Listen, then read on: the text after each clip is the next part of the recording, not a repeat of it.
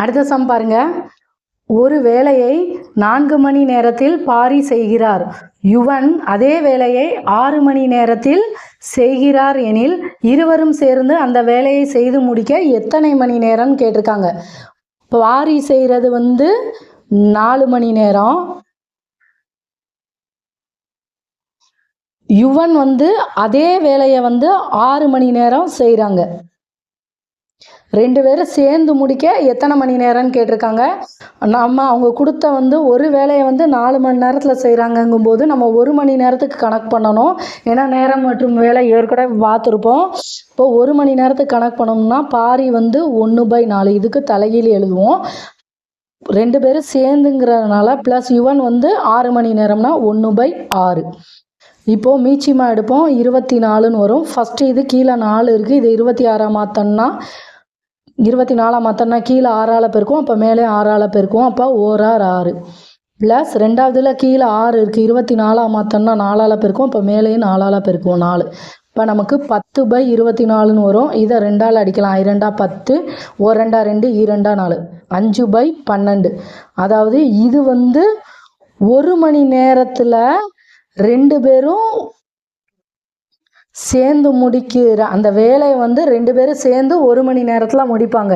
இவங்க எத்தனை மணி நேரம் கேட்டிருக்கிறதுனால இதுக்கு தலைகீழியாக எடுப்போம். 12/5 எவ்வளோ மணி நேரங்கும்போது இதுக்கு தலைகீழியாக எடுப்போம்.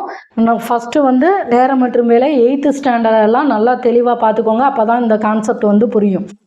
ஃபஸ்ட்டு 1 மணி நேரத்துக்கு பாரி எவ்வளோ செய்கிறாங்கன்னு பார்க்கணும். அப்போ 1/4ன்னு வரும். யுவன் 1 மணி நேரத்துக்கு செய்கிறது 1/6. இப்போ 2 பேரையும் சேர்த்து கூட்டுனா நமக்கு 5/12ன்னு கிடைக்கும். இது 2 பேரும் சேர்ந்து 1 மணி நேரம் அந்த வேலையை முடித்தது. இது எத்தனை மணி நேரம்னு கேட்கும்போது இதோட தலைகீழி போடுவோம். 12/5. இப்போ 12 வெளியில் 5 போட்டோம்னா 2 10 மீதம் 2. இப்போ நமக்கு 2/5 மணி நேரம்னு வருமா? 2/5 மணி நேரம் வரும். இந்த 2ங்கிறத அப்படியே வச்சுக்கிடுவோம். இந்த 2/5ங்கிறத நம்ம நிமிடமாக மாற்றணும். இப்போ 1 மணி நேரத்துக்கு 60 நிமிடம்.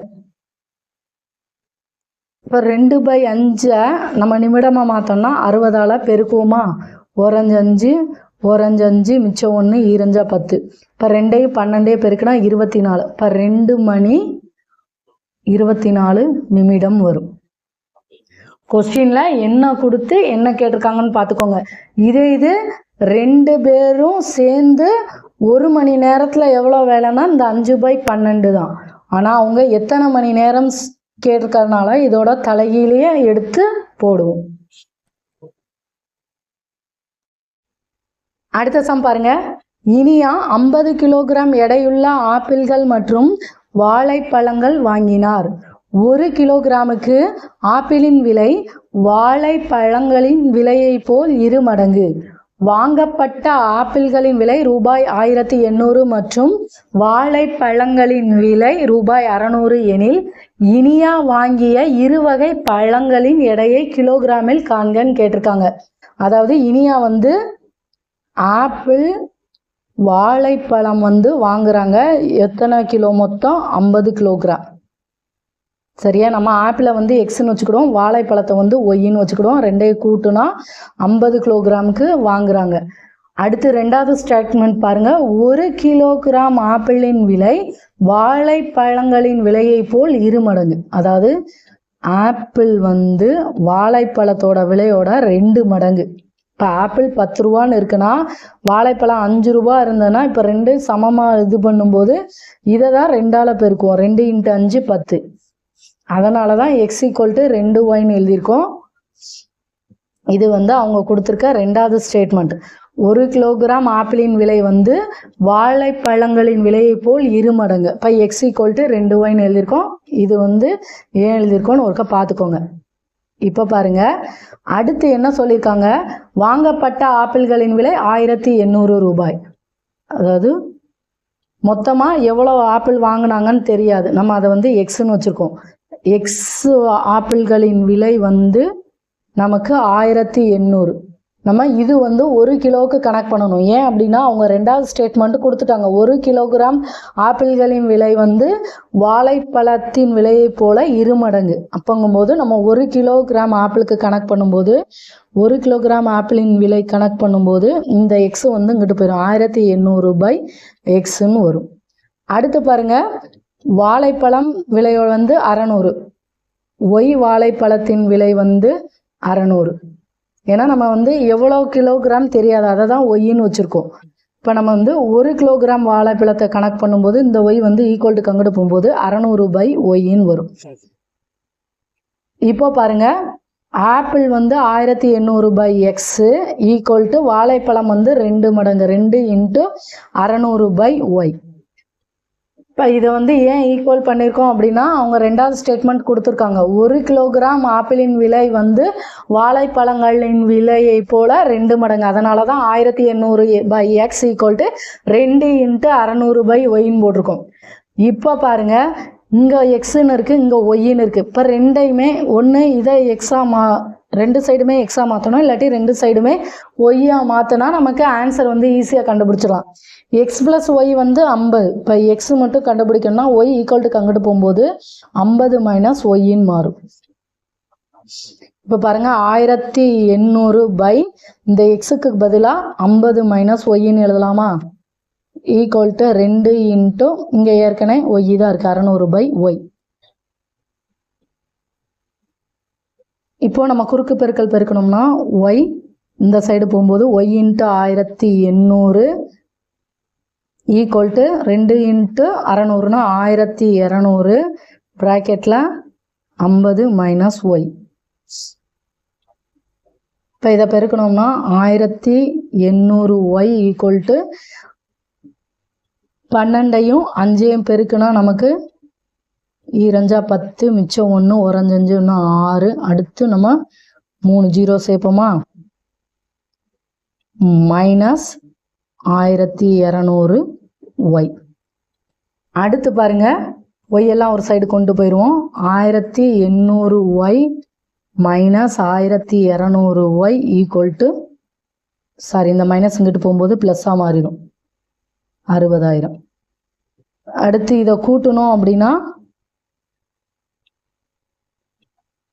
0 0 10 மிச்சம் 1 3000 ஒய் ஈக்குவல் டு 60000 வரும். இப்போ ஒய் ஈக்குவல் டு இந்த பெருக்கல்ல இருக்க 3000 ஈக்குவல் டு அங்கிட்டு போகும்போது வகுத்தலில் மாறிடும். இங்கே 60000. 3 0க்கு 3 0 கேன்சல் ஆயிரும். அடித்தோன்னா 1 3 3 23 6 0. இப்போ ஒய் வந்து 20. இப்போ வாழைப்பழம் வந்து எத்தனை கிலோகிராம்? 20 கிலோகிராம். சப்போஸ் நம்ம 2 சைடுமே இங்கே வந்து எக்ஸா மாற்றிருக்கோம். சப்போஸ் இதை வந்து ஒய்யை எக்ஸா மாற்றணும் அப்படின்னா இந்த 1800 பை எக்ஸா அப்படியே போட்டுருவோம். ஈக்குவல் டு 2 இன்ட்டு 600 ஒய்க்கு பதிலாக x equal to 50 minus y. இதே இது ஒய்னாலுமே 50 மைனஸ் எக்ஸ்ன்னு வரும். இப்போ 50 மைனஸ் எக்ஸ். இப்போ 2 சைடும் எக்ஸ் இருக்கா? நம்ம இப்படி இவ்வளோ இதாக செய்கிறதுக்கு நம்ம இங்கேயே 0 0 கேன்சல் பண்ணிடலாம். அடுத்து 1 2 9 2 18. அடுத்து 3 அடித்தோம்னா 2 3 6 3 9. இப்போ 3 by x equal to 2 by 50 minus எக்ஸ்ன்னு வருமா? இப்போ குறுக்கு பெருக்கல் பெருக்கும்போது 3 இன்ட்டு இந்த 50 மைனஸ் எக்ஸ் இங்கே போயிடும். இப்போ 2x ஈக்குவல் டு 2x. அடுத்து பாருங்கள், 3 into 5 15 150 minus 3x equal to 2x. இந்த மைனஸ் 3x ஈக்குவல் டு அங்கிட்டு போகும்போது ப்ளஸ் 3xஆக மாறும். அப்போ 150 ஈக்குவல் டு 5xன்னு வரும். நமக்கு எக்ஸோட மதிப்பு தான் தேவை. 150 இந்த பெருக்கல்ல இருக்க 5 ஈக்குவல் டு அங்கிட்டு போகும்போது வகுத்தலில் மாறும். Equal to x. அடித்தோம்னா 1 5 3 15 0 30 ஈக்குவல் டு எக்ஸ். அதாவது 2 சைடுமே நம்ம எக்ஸா மாற்றியும் செய்யலாம், அப்படி இல்லாட்டி 2 சைடுமே நம்ம ஒய்யா மாற்றியும் செய்யலாம். எப்படி செஞ்சாலும் நமக்கு ஆன்சர் வந்து ஒன்று போல தான் வரும். அதாவது 2 சைடுமே இங்கே ஒய்யா மாற்றி செய்யும்போது நமக்கு ஒய்யோட மதிப்பு 20ன்னு கிடைக்கும். இப்போ x plus y equal to 50. நமக்கு ஒய் வந்து 20ன்னு கிடச்சிச்சா, அப்போ எக்ஸ் ப்ளஸ் 20 ஈக்குவல் டு 50. இப்போ வாழைப்பழம் வந்து மொத்தம் 20 கிலோ வாங்கியிருப்பாங்க. இப்போ எக்ஸு கண்டுபிடிக்கணும்னா இந்த 20 ஈக்குவல் டு அங்கிட்டு போகும்போது 50 மைனஸ் 20ன்னு வரும். எக்ஸ் வந்து 30ன்னு கிடச்சிரும். இதே இது நம்ம இந்த சைடு வந்து 2 சைடும் எக்ஸாக வச்சு செய்யணுங்கும்போது ஒய்க்கு பதிலாக 50 மைனஸ் எக்ஸ்ன்னு எழுதுவோம். இப்போ இதை சுருக்கணும் அப்படின்னா நமக்கு ஆப்பிள்களோட மொத்த கிலோகிராம் கிடச்சிரும். இப்போ apple கிடச்சிருச்சுன்னா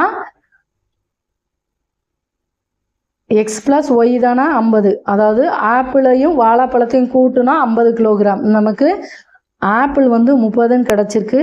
Y equal to 50. Y கண்டுபிடிக்கணும்னா இந்த ப்ளஸ் 30 ஈக்குவல் டு இங்கிட்டு போகும்போது மைனஸ் 30 மாறும். இப்போ ஒய் வந்து 20. கான்செப்ட் மட்டும் தெரிஞ்சால் போதும், நம்ம சம்மை வந்து 2-3 மெத்தடில் செஞ்சு கூட ஈஸியாக ஆன்சர் கொண்டு வந்துடலாம். உங்களுக்கு எந்த மெத்தட் ஈஸியாக இருக்கோ அதுபடி செய்யுங்க. ஆனால் இங்கே என்ன ஸ்டேட்மெண்ட் கொடுத்துருக்காங்களோ அதை நல்லா புரிஞ்சு பார்த்தா மட்டும்தான் நம்ம வந்து சமன்பாடை கொண்டு வந்து அதுக்கப்புறம் ஆன்சர் கொண்டு வர முடியும். இங்கே வந்து மெயினாக 1 கிலோகிராம் ஆப்பிள்களின் விலை வந்து வாழைப்பழங்களின் விலையை போல் 2 மடங்குன்னு ஒரு ஆப்ஷன் கொடுத்துட்டாங்க. அப்போது நம்ம எக்ஸு ஆப்பிள் வந்து எக்ஸுன்னு வச்சுருக்கோம், வாழைப்பழத்தை வந்து ஒய்ன்னு வச்சுருக்கோம். இப்போ ஆப்பிள் வந்து 10 ரூபாயா இருந்ததுன்னா அவங்க வந்து வாழைப்பழம் வந்து 5 ரூபாங்கும்போது வாழைப்பழத்தோட தான் 2 வந்து பெருக்குவோம். இப்போ வந்து 2 மடங்குன்னு சொல்லியிருக்காங்கன்ட்டு எக்ஸ் ஈக்குவல் டு ஒய்ன்னு போட்டு எக்ஸுக்கு வந்து ஆப்பிளோட 2 பெருக்கிடக்கூடாது. ஏன்னா அவங்க வந்து இதோட 2 பெருக்குனா தான் சமம்னு சொல்லியிருக்காங்க. அதனால் இந்த சமன்பாடை மட்டும் கரெக்டாக கொண்டு வந்துட்டோம் அப்படின்னா அதுக்கடுத்து நம்ம புரிஞ்சு ஈஸியாக கொண்டு வந்துடலாம். ஆப்பிளின் மொத்தம் வாங்கப்பட்ட ஆப்பிளின் விலை தான் 1800 ரூபாய்.